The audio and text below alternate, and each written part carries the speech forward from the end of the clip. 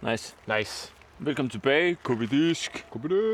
Vi er taget til E-orden. Sidste gang vi var heroppe, der spillede vi en doubles og lavede en lille giveaway, hvis vi ikke kunne klare en bestemt score. Fordi folk havde håbet, at de kunne vinde den her, faktisk. Det er rigtigt. Ja. Der blev vi sgu roastet en lille smule. Det er for nemt for jer at spille minus 10 og sådan noget. Så vi laver lidt det samme igen.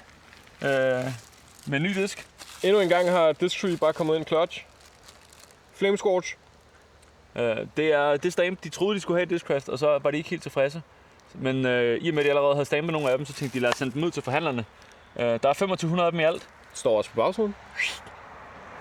Den kan en af jer vinde. De er ret fede. Sådan en, jeg ved ikke, om man kan kalde det misprint, men der er i hvert fald ikke særlig mange af dem. Disc Tree har fået et par stykker, og en af dem har vi fået lov at give væk til jer.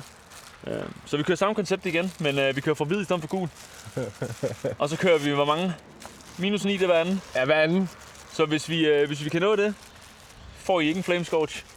Hvis ikke vi kan nå minus 9, så er det giveaway time. Så følg med i slutningen af videoen. Skal vi gøre det lidt mere svært for os selv? Hvad? Du har fået rigtig mange nye ting. Jeg er sådan rimelig meget det samme. Skal vi lave en backswap samtidig? Deal? Okay, så hvid minus 9 backswap. 100. Altså, vi vil også gerne give den væk. Det kan man godt høre, ikke? Ja. Vi er også ærlige, hvis vi slår minus 9, så får I den ikke. Så får I den ikke, nej. Alright. God vind. God vind. Nå, spændende. Jeg ved slet ikke, hvad du har i tasken lige for tiden. Og så skal jeg tage den her. Ja, du skal tage min, ja. På lidt af 120 meter cirka, par 3. Der sidder lige en masse mennesker heroppe, så vi kaster bare hurtigt, og så går vi videre. Hvad skal jeg kaste, mand? Jeg vil gerne prøve den her. Jeg har set, der kaster rigtig meget.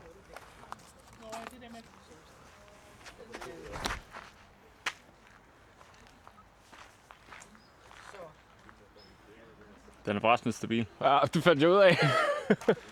Vinen om den er også lidt stabil, ikke? Jeg ved ikke, om det hun passer måske meget godt til det blå der. Okay. Men altså, det er jo ikke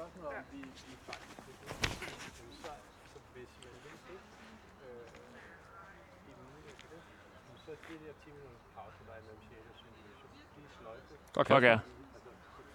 Den er stabil. Men det er sådan lidt svært, hvad du synes er den og stabil og sådan. Men det var den. Nice. Birdie. Ja. Ja, tak. Ja, tak. Ja, tak. I kommer ikke til at vinde nogen disk. Nu skal vi over til en korthul 2. Hul 2. A. Yeah, babe. Vi siger, den er 90 meter. Lige ned turnshot. Og så lidt til venstre. Yep. Pro-tip. Vi fokuserer. Lad være med at tage tyggegummi i munden, lige inden man skal til at tale i mikrofonen. Nej, jeg prøver at fokusere på kurven, og så går du bare ind foran. Du er ikke i fokus. Bizarre. Bare ram gabet, ikke? Jeg skulle lige til at sige, bare ramme gabet. Vi skal kun birdie hver andet hold. Ja. Flippy. Nej. Nå. Med at releasen end disken, tror jeg. Okay. Ja, ram gabet. Parret er nemt. Hvor flippy er den der Malita der? Mest bare straight. Den kan godt flippe lidt. Den holder mere bare vinkelen, end den sådan, at det sidder flippy. Hvis det giver mening.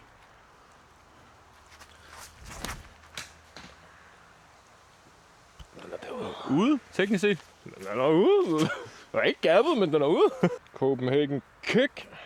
Nice. Kickflip. Kickflip. Kickflip og bil. Yeah. Jeg tænker, vi bare en anden en eller igennem hullet der. Skal jeg være helt ærlig, så tror jeg ikke, du sætter nogen af dem. Så bare op og noget videre.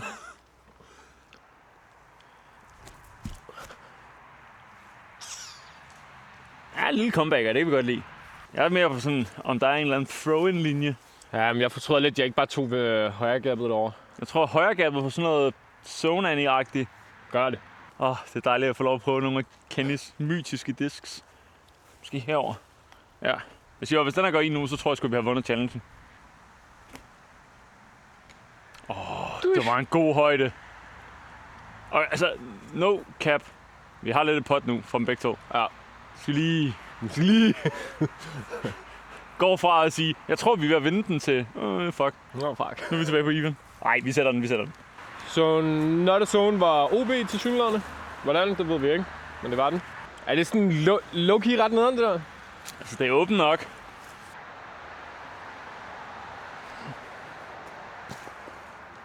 Akavet.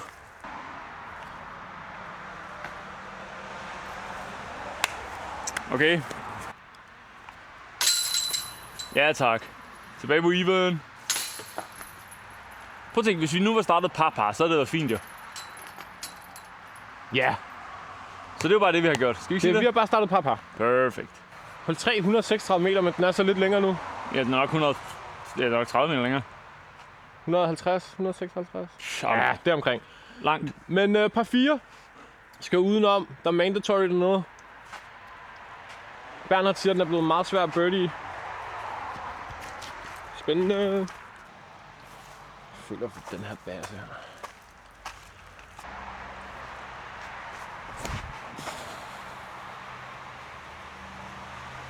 Den bliver presset lidt ned i vinden, men jeg tror, den er okay. Jeg tror, det er god nok til, at vi godt kunne overveje, at jeg skulle prøve straight gavel. Ja. Bernhard, han skal på en rogue, se om det kan noget. Flip. Ah, den er sgu ikke flippy nok. Nah. Okay, du er lige akkurat ude i græsset, Kenny. Ja. Kurven står dernede. Der er kommet sådan en stang op med bolsje-snor på. Flippy. Flippy cicada. Men jeg tror, det er... Ja, vi prøver.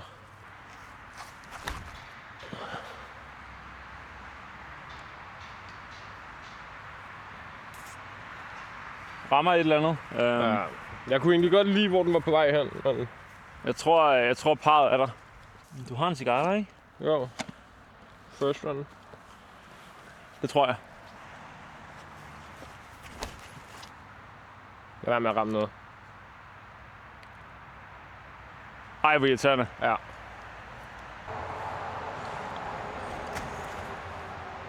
For meget, Annie. God. Så.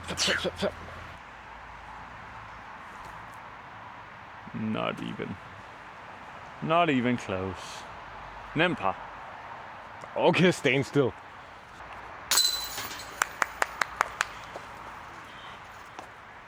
Hul 4, 162 meter par 4. Lige ud, ind igennem tredjerækken. Derovre til højre. Jeg har virkelig lyst til at kaste forhånd. Gør det. Vil du held? Okay. Jeg skulle bare have din accept. Du kan gøre lige, hvad du vil, broski. Ja, men vi vil også gerne vinde jo. Nu er vi even efter 3. Ja, det begynder at se lidt sort ud. Vi er enige om, den flipper lidt, den her, ikke? Det er den first one, der er ikke noget tooling i. Sådan er det.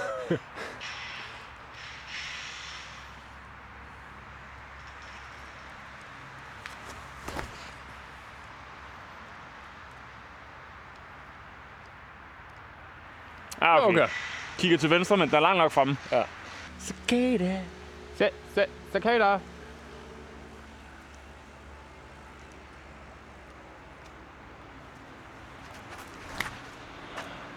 Ja. Sweet! Hvad for en af dine lunar er mest stabil? Flag dig. Annie, lige på bedstmortræet der. Og så hvis jeg giver den rigtige vinkel, så er den til højre om det, enten eller derhen. Nice børn. For lang, men vi har et bot. Ja. Yeah. Flipper zone SS'en op. Ja. Hvis du kaster forhånd, så skal du så give den hejs, ellers så går du lige ind i det store træ der. Ja. Men planen er, at den skal sådan... Ja, den flipper sådan okay easy op, synes jeg. Du skal helt sikkert give den hejs ud af hånden. Det er også planen. Okay, den flippede mere op, end jeg regner med. Ja, det gør den nemlig. Men det er okay. Hey, det er lige før du tæller på en mig, tror jeg. Ja. Godt kast, Kenny. Yep. Godt pot. Tak. Birdie. En under. Er vi på en 4 eller en 5 under frontline, for det skal være rigtig godt. 4 under er fint, ikke? 5 under er bare lidt pres. Så skal vi have 4 mere. Vi prøver. Det er resten. Nej, vi må misse en mere på frontline, hvis vi vinder 5 under. Lidt pres. Lidt pres. Vi prøver. Husk min luner. Det er ikke min lune, jeg kan være ligeglad jo. Ja. Og så jeg nok gerne vil kaste den senere. Jeg skulle lige til at sige, jeg tror, det er en af dem, du nok gerne vil kaste igen senere. Hul 5. T-skillet til 87. Det er til livet kurve. 77 måske. Bliver i hvert fald en zone. Men hul 5 billede skal vi have først. Og hul 5 booster. Booster. Jeg kan se, at vi er gået original. Vi er gået booster original. Booster Og original. fordi jeg er sukkermanden, så har jeg fået booster original value pack. Jeg ved ikke, hvad de kalder dem. Okay, typen alligevel. Ja, de findes ikke i den sukkerfri, så du må nøjes.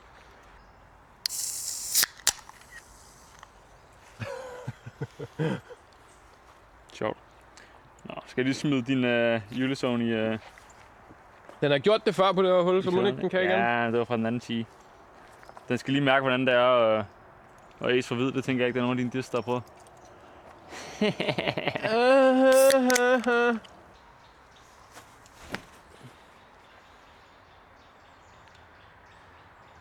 Lidt kort. Men cirklen, tror jeg. Jeg glæder mig til at prøve den her Crystal. Meget god zone. Meget god zone. Ja. Yeah. Der var 3 lige ved kuglen, tror jeg. Godt Den havde en rigtig god højde, den der. Du er sgu stadig hul 5. Der er ikke så meget power. Distance ikke så god. Ja, jeg ved sgu heller ikke, om det andet er godt, men det der, det var okay.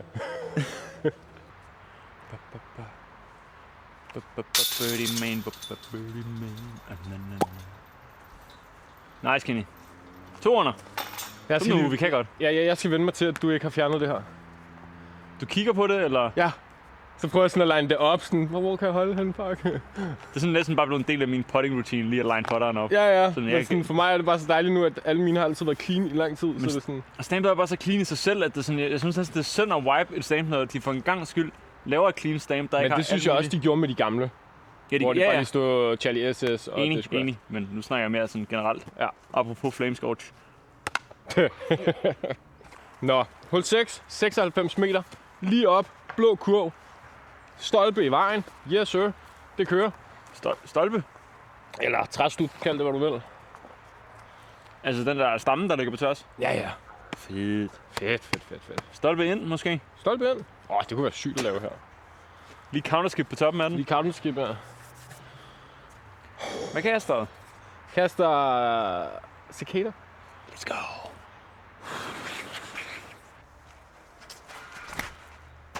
Så kender vi mig igen. Ja tak. Fuck, jeg har kastet. Ind i træerne til videre. Ja, men vi har taget på de drive på 5'eren op ad træerne, så... Jeg tog da ikke mit drive på 5.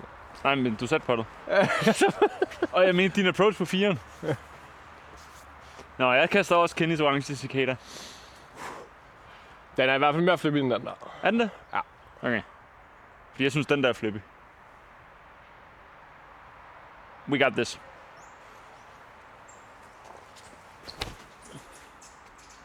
Ja, så alligevel... et lille kys. Ja. Lige uden for cirklen. Ja. Den har vi. Den har vi. Fan af commitment. God højde, god commitment. Det er ikke så meget andet godt. Den er godt nok høj. Højere. Sindssygt. Hvad synes du egentlig om mine putter i forhold til din egen? Jeg kan godt lide de stiver. Ja, ikke? Men altså, mine er også relativt stive, så det er ikke sådan gigaforskel. Men nu er det mere, altså, det er ikke meget. Men jeg føler, at jeg godt kan mærke, at dine er nyere, fordi de er lidt mere overstabile, føles det som om. Så langt er jeg ikke noget endnu, men det kan da godt være, at du har ret. Der er den anden nede på træerne, der holdt den i hvert fald, men altså... Ja, men igen, jeg gav den også god uns. Det er jo samme mål, så ja. helt skævt er det ikke. Der var noget andet, hvis du har pottet med... jeg skulle lige til at roast. Banger GT eller sådan noget. Lort. Vi er 2 under, Bern. Det er okay. Vi er ikke døde endnu. Vi kan også få et godt stretch på back nine. Ja. Skal lige starte med den her, det kunne være fedt. 160 meter på 4. Allervigtigste er at ligge åben på driver. Meter er rigtig nice. Tidlig højre venstre. Kan du i hvert fald godt vinke forhold til birdie. Den blå nuke. Ja. Det er den helt rigtige vej. Den er bare 4 meter for lav. For helvede, mand. Men for helvede. Jamen for Jamen helvede. for helvede, mand. Don't go fooled by the rocks that I Nå, I'm skal prøve den her. Se hvad the hype is about. Godt beatet ind i Captain Thrasher. Ikke fordi den er flippy, men den flipper lidt.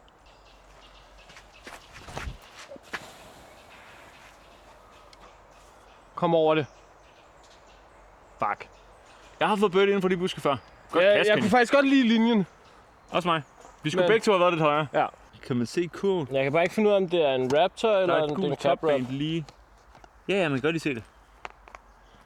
Der. Jeg tror måske Cap Wrap'en kommer til at redde lidt mere, hvis den... Ja, man skal nemlig ikke tyre med cap men så skal man bare ramme gapet, og så burde den gøre det.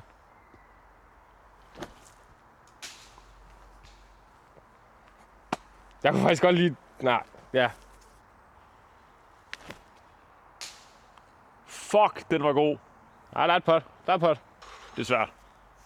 Ja, men det er fucking sejt, hvis den sidder der. Jeg overvejer hejseren udenom. Ja, jeg overvejer den også, men jeg skal lige over stå og kigge først. Fordi den anden, det er bare... Men der skal den bare have sådan... Okay, måske. Jeg prøver. Prøv hvad du føler for. Jeg vil ikke have det, altså. Ja. Yes.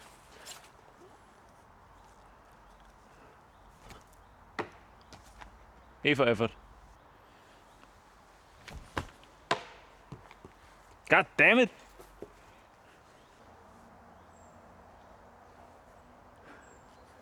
Hvad var det? Calvin. Major Championship.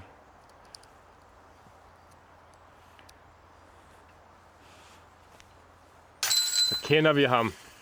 Vigtigt, Bernd. Berner har vundet en major. Vigtigt. Eller han har i hvert fald sat et pot for par. Det er sgu næsten det samme nogle gange. Hul 830 meter par 4. Vi skal have den her, Bernd. Hul 8. Hul 8. 130 meter. 830 meter. 830 meter. Nå, prøv at cap freshen igen. Rundt om det der. Den ligger der ude af, det faktisk. Det er Birdie Pro Birdie Zone. Det er ikke lort, men det er heller ikke godt. First one nuke igen. Jeg lover, at jeg nok skal kaste noget andet på et tidspunkt. Det flyver bare så nice. Yep. Skip. Sindssygt kast, Bernd. Cirkel 2 for eagle. Lad os lige sætte den der. Lad os lige sætte den. Nice. Kom så. Øj, den gik igennem kuglen. Den gik igennem kurven. Lidt mere. Annie, jeg føler bare ikke, man kan hejse den ned med de grene der. Nem birdie. Nem birdie. Det er dejligt. I want you to be mine again, baby. Yeah, baby. Nice. Okay, så skal vi bare have 9'eren også. Ja, Så er og så vi er godt vi, med. ja, vi er 3 under nu. Så 9'eren, så er vi 4 under. Ja. Og så er det stadig i liv. Ja. Decent. Let's get it. Husk nuben. Hvem kastede den? Couldn't be me. Hul 9. 165 meter på 4. Straight. En lille smule. Slangen. Mandatory burde ikke være i spil. OB langt af kurven. Burde heller ikke være spillet lige nu. Ikke et drive i hvert fald. Jeg har savnet den her. Den har været god for mig. Flippy Onyx. Se om jeg kan huske, hvor flippy den er. Igennem. Ja. Svær birdie. Cicade. Cicade. Jeg ved ikke, om den er mere stabil end din. Det tror jeg lidt, den er. Det synes jeg, vi lidt. fandt ud af. Sneak. Ja. Det er linjen. Ej, den rammer et eller andet dør ned i hullet. Ja. Ej, hvor nederen. Hero cast. Birdie. Jo. Fed linje. Det var 100% Højere det end det jeg der. gik efter. Ja. Sygt nok. Hvis jeg prøver at tage en cigaretter på lidt Annie. Nej. Nej. Tag den hvide af dem. Den hvide. Den orange er for stabil. For jeg vil jo gerne have den ud, og så den banker tilbage ind igen. Ja, jeg synes, det er et perfect play. Jeg tror, jeg gør det samme. Dammit, god vinkel, mand. Bam! tror, det var en perfekte Mangiani ellers. Det vigtigste er bare at ramme gappet i midten. Der var den. Der var den. Den skal bare ikke gå langt. Jeg tror, vi har et pot. Ja, men den rammer noget, dør kort. Ja. God linje ellers.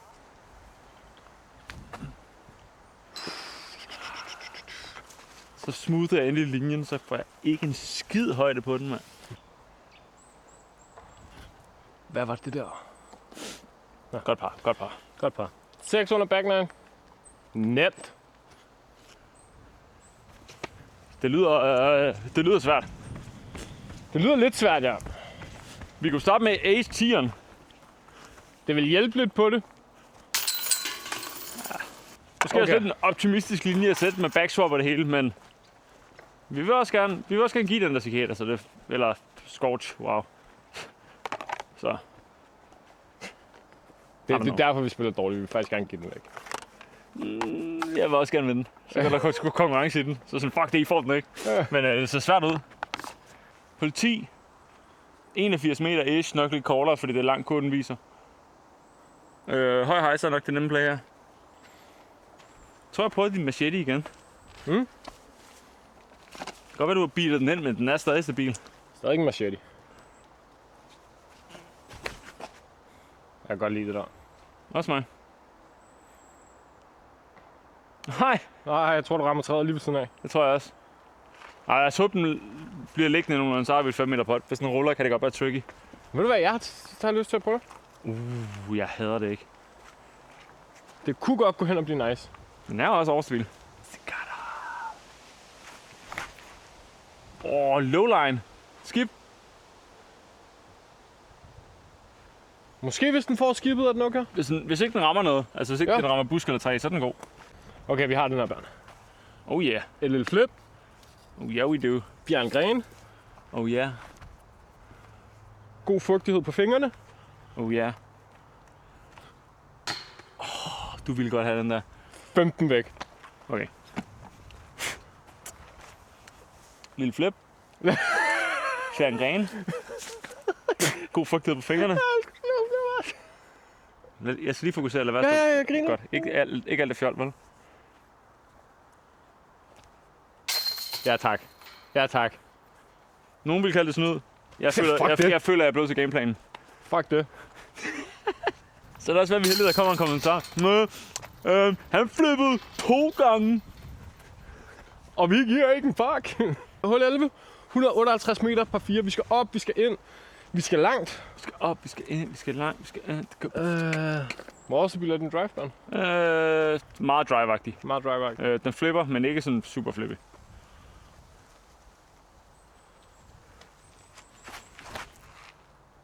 Ja, den flipper ikke. Ses. Der er også sådan lidt medvind for højre. Ja. Okay, parret er til at få derfra. Parret er til at få. Du skal i hvert fald gøre noget bedre. Alle gode gange 4. First one nuke igen. Hvis ikke du passer på, så stjæler jeg den fra dig, den her. Jeg har en anden en til dig.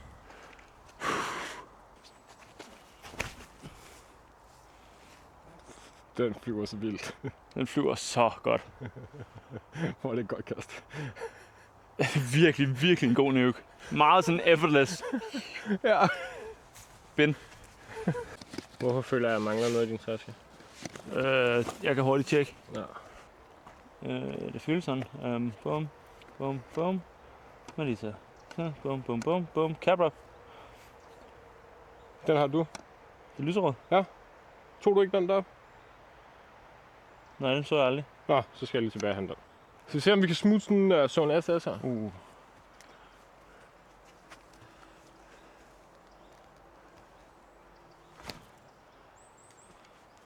Sneak. Ja. In the circle. Det er et pot. In the circle. Løber lige op og henter den. Ja. Golden Luna skulle være den lidt mere straight af dem. Kan jeg lige op og hente et ekstra kast, vi kastede på 10'eren, så vi kommer til at gå fra. Så jeg kan lige kaste den imens. I kan være vores vidner.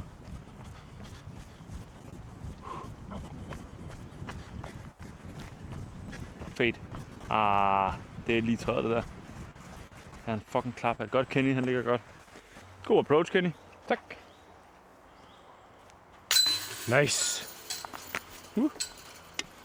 Fil. Hey, perfect start på back nine. Just what the doctor ordered. Her. Så vi bare have 4 til og kun par. 4, så det kan vi godt. Ja. Hul 12. 180 meter par 4. Igennem tunnelen først, og så skal man ned til venstre, hvor den står over en grøde. Ude lige kort af en OB-sti. Teknisk set er det mandatory her, men det er kun i spil, hvis du har tænkt dig at gå den vej. Man kan fysisk ikke miste ved at gå den rigtige vej. Jo, ellers så vil jeg sige, tag Onyxen her. Den grønne? Ja. Ja vel, Caddy. Jeg gør, hvad du siger. Så har jeg også nogen at blame det på, hvis det går galt. Ja, præcis. Øj, hvor er den pullet. Hvorfor sagde du, at jeg skulle tage den disk? Den ligger meget godt, faktisk. Jeg skulle lige til at sige, den ligger så fint. Lidt kort, men Dammit. fint. Hørte du det? Hvad? Duk, den ramte der træerne. Jeg tænker, vi prøver at drive den. Drive.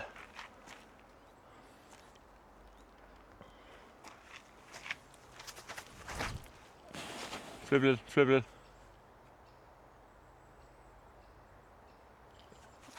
Jeg hører den ikke ramme noget. Det gør jeg heller ikke. Jeg tror, den er lidt på den sådan kort side, men det kan være, der er linjer. Den kan godt være god. Ja, ja. Der er clutch gaps. Er der nogle rigtige gaps, eller er det sådan lidt? Nej, det er sådan noget håb på det bedste. Okay. Men jeg tænker, at prøve at gå lige frem her. Til højre om det store træ, der kommer. Ja. Og så se, om den kan faile. Ja, det bliver svært at få birdien, tror jeg. Ja. Vi prøver. Det var 95% af den vej, du ville. Nej. Godt gap hit. Hvad ser du? Har du flippet? Nej, jeg har ikke gjort noget.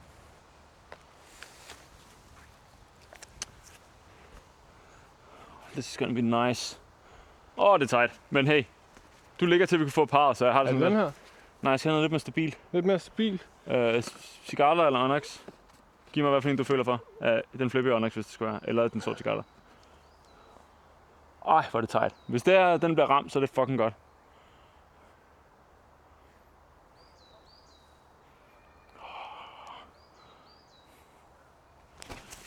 Ja. Ja. Ja. Det er fint. Det er fint. Der er 12 meter derfra. For det træ. Det ved jeg, der er ligget Nice, før. Bjørn. Gap guy.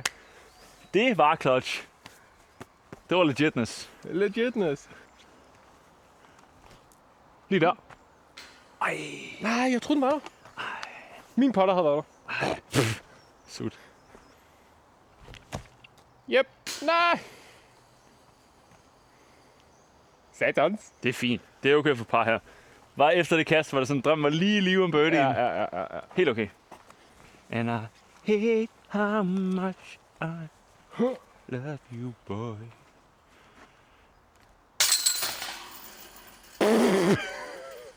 Altså, den er der.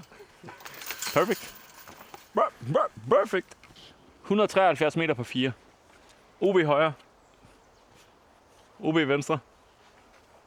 Skal bare lige ud. Held og turn lidt for meget, ikke turn.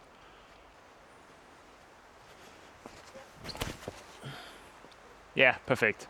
Turn lidt for meget, ikke turn. Lille fade tilbage, få et skib. Næh. Fint. Lige omkring runden, måske lige over. Ja. Det er decent. Prøv at cap crashen. Crash on.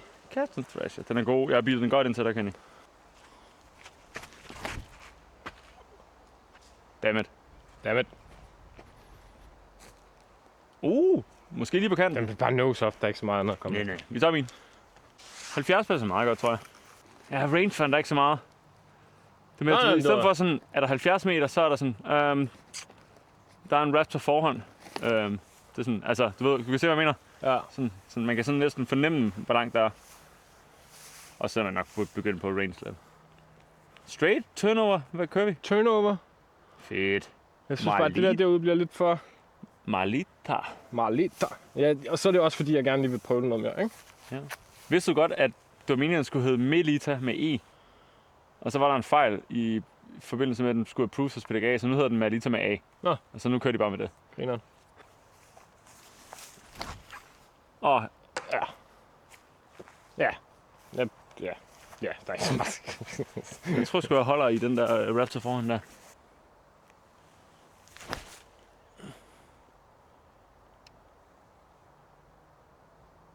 Ja, det er fint. Der er et pot. Et lille Copenhagen kick. Det giver altså også lidt lige at være oppe på toppen, faktisk. Meget. You got this. Ja, tak. Birdie, den er fed at få. Det er vigtigt. Det er meget vigtigt. Bare pop med Raptor. Hul 14, 279 meter par 5. Det er vigtigt bare at komme forbi hjørnet og ligge nogenlunde åbent i første kastet. Der er et man der på venstre side, hvis man fader for tidligt. Og så er der OB højre side og lang, sådan faktisk hele vejen ned mod kurven. De der buske i midten er godt nok begyndt at blive høje, synes jeg. Så man skal lige sikre sig, når man kommer over dem. Lidt tricky tikast, især når man ikke er en big bomber. Drive. Drive den, ja. Love it.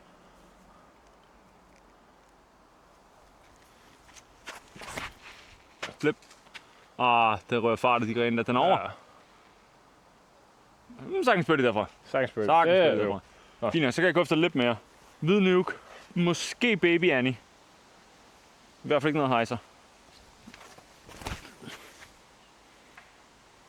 Godt kast. Ja, den blev slammet af vinden. Vi tager din. Ja, men Ja. den døde godt nok stadig. Hvad er det, en Venom? Ja, Nice. det troede du vidste. Ja. Også lige sådan, så folket kunne høre det, ikke?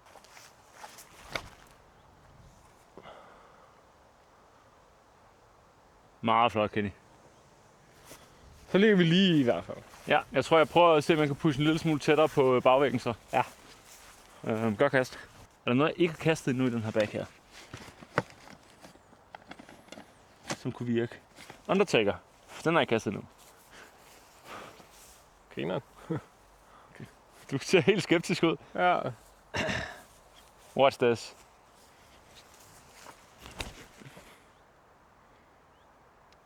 Solid kast. Kan ikke se den, men godt kast. Ja, jeg ser den godt. Enten er den money layup, så langt man overhovedet kan, uden at være OB, eller så er den lige over OB. Så god bredde med lidt vind fra venstre.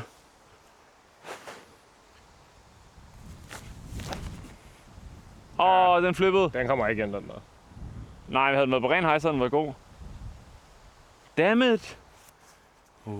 Touchy boy. Touchy boy.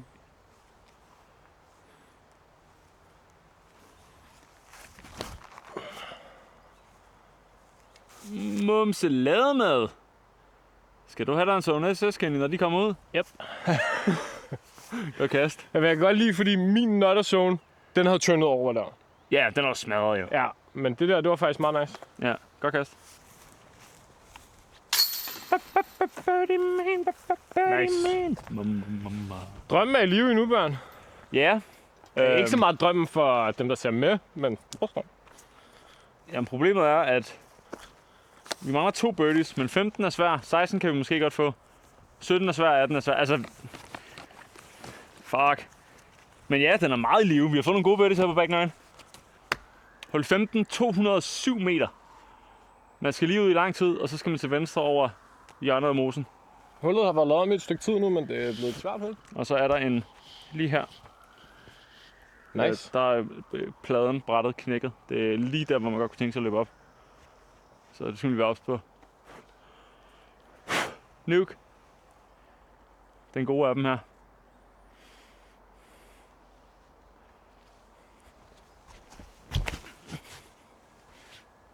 Og så Frygter? Nej, den rammer. Ja. Lidt for drifty. Jeg skulle bare starte den lidt mere derude. Jeg prøver på drive. Skål. Drive.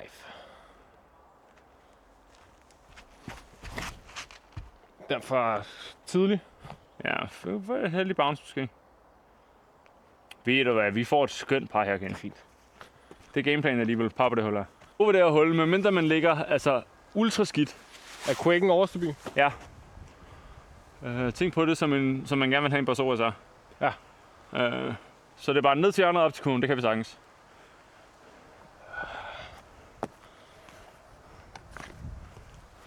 Cap wrap.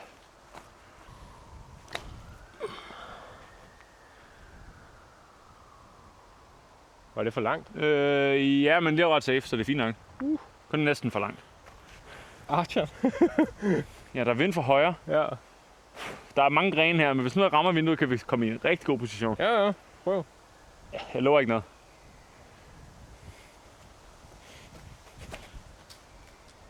Fedt. Lidt for meget.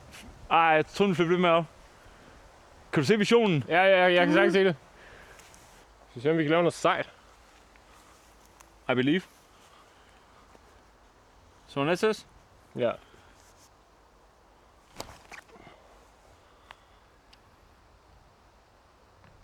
Nah, En potter. det var ikke særlig sejt.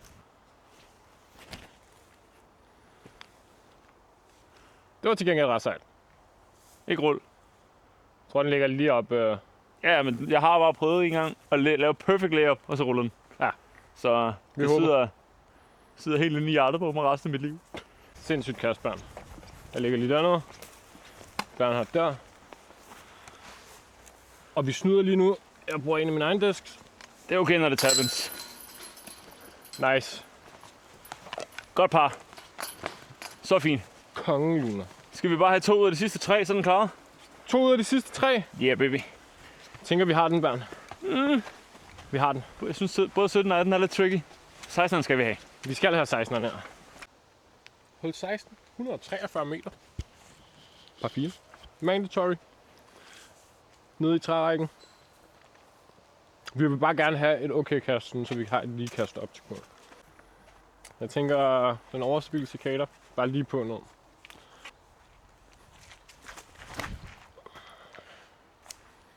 Lidt tidligt. Mm-mm. Det er decent. Det er decent. Decent. Det er okay. Det er okay. Yep. Over et dårligt kick. Burde kunne få en birdie Hvad der. ramte jeg? Et 3. Ret til der. Hvorfor er der 3 i skoven? Mhm. Julizone.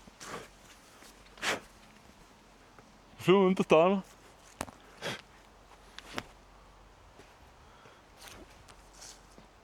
Det blev lige lidt for sejt op, altså. Ja, men prøv at kaste den i. Så jeg er på 5 meter. Jeg tror det går. Så her ses. Så den flipper for meget for ham, eller om han har touchen. Han har touchen. Ah, det er for langt. Money in the bank. Mr. Touch. Nice. Godt på. Birdie. 8 under, Kenny. 2 huller igen. Vinder de en disk? Vinder de ikke en disk? Følg med på de sidste 2 huller. Cliffhanger. Hul 17, Bernhard. Puha. Yeah, baby. Nu bliver det spændende. 112 meter par 3. Meget kringlet. Ikke nem en at få. Bare flyve lige ud. Så har du nok at få. Bare flyve lige ud af. Eller hejserruten. Hejsruten. Ja, det finder du bare ud af. Jamen, jeg har ikke min egen disk. Jeg havde sgu godt fundet på det. Cikade. Cikade. Vi skal lige vente på nogle meget langsomme mennesker.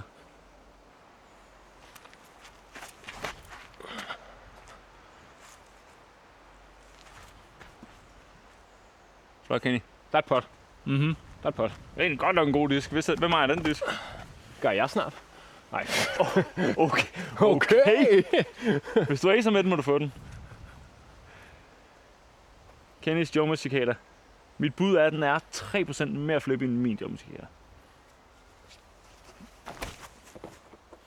Ej, det er en vildt dårlig linje. Det havde været god, hvis den var bedre eller over. Jeg er artikel 2 på for din, og ellers så Ja. bøtter vi 18'eren. Okay, jeg har misset lavt alle dage. Så hvis jeg misser, så er det fordi, jeg rammer højt. Fald i. Ui! Højere. Og committed også i højden. Måske lidt for meget. Faktisk lidt pinligt nogle gange at have sådan nogle af de der ting på video, hvis jeg skal være helt ærlig. Tell me about it. Det var godt nok et godt bud. Så den skal helt op under, og det er bare sådan... godt par.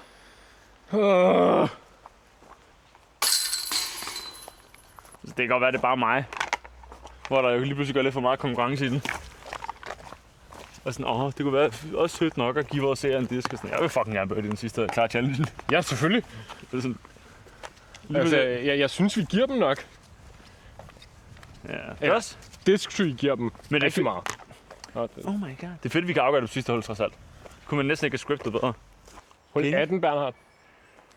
Ace. 64 meter. Ace. Skal vi lige lukke den i hovedet på dem og få det ace? Ja. Ja. Det kunne være ret sejt. Og, Altså, vi har teknisk set og vi er enige lyd. om, vi har den regel. Acer man med en disk, så er det ens, ikke? Jo. Super. Altså, du skal også... Altså, du skal tage en disk, du rent faktisk... Ja, Tror der du, giver at klare det mening med? at kaste her. Nå, ja, det er mere bare sådan... Jeg vil godt have din nye OS, så jeg kaster lige den. Mm. Jeg tror faktisk, militæren kunne være ret fed her. Tror du ikke? Go for it. Men jo, det kunne den godt. Yes.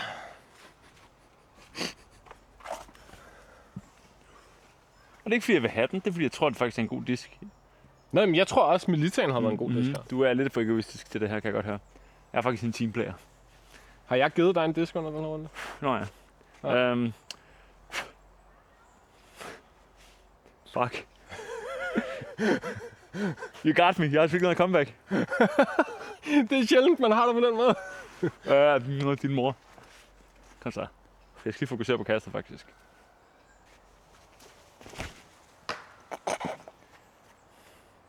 God damn it. Jeg kunne slet ikke koncentrere mig. Throw in. Eller dø. Det er sådan der, vi er. jeg har slet ikke prøvet. Jeg har slet ikke prøvet en breaker. Breakeren, den er også lidt nemmere med speed control. Lidt mindre glide.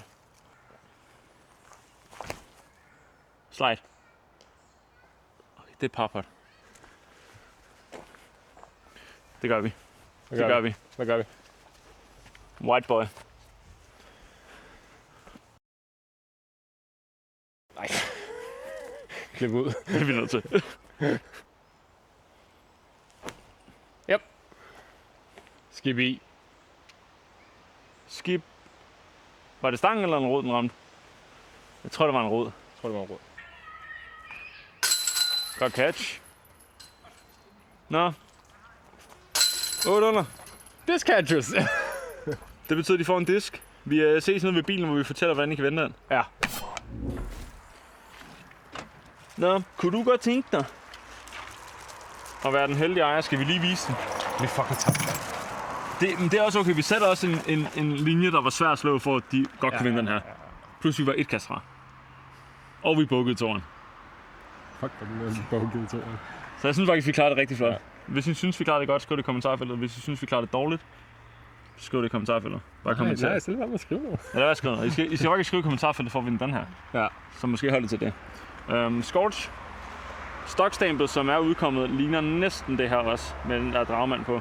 Men de har lavet nogle små tweaks, så man kan se, at det er en sample edition. 2500 styks. Super sweet. Tak til Disctree. Tak til Discrete, og jeg synes i dag skal vi gøre det på den måde. Selvfølgelig altid følg os. Like videoen. Føles godt. Skriv en kommentar. Men I skal også gå ind og følge Discretes nye community. Inde på Facebook. Der er en Facebook community-gruppe. Der kan man tale om, at der også bliver lavet giveaways derudad. Ja, de er godt i gang allerede. Ja. De har allerede givet en af dem her væk tidligere på måneden. Og så har de en Aaron Gossage boss giveaway lige nu. Super foil. Så jeg tænker stadig, den kører på det tidspunkt, hvor videoen dropper. Og de føles virkelig godt, dem her. Lidt mere almindelig sæt i forhold til den, jeg havde. Ja. Jeg tror faktisk, at jeg skal flippe dem her. Men skal vi sige, at de skal skrive en kommentar, hvad var dagens bedste kast? Deal. Kom med en timestamp. Ja. Vi skal også arbejde lidt for det. I skal ikke tro, det er bare nemt. Så subscribe til os. Hop ind i Disctrees community på Facebook. Hvis I finder Disctrees Facebook-side på Facebook, har de helt sikkert linket til den et eller andet sted. Ja. Og skriv kommentarer om dagens fedeste kast. Og hvis I ikke allerede har gjort det, så gå nu ind på hjemmesiden og køb nogle caps. De er fucking fede. De er snart væk. Ja, det er det faktisk. Ja. Tak til dem, der allerede har givet at købe dem. Køb den for din nabo, fordi hvis ikke du gør det, så er den sgu nok udsolgt. Og nu står vi bare og taler. Hey, hvad? Vi har et nyt produkt på vej. Ja. Mere end den næste video. Husk at være på.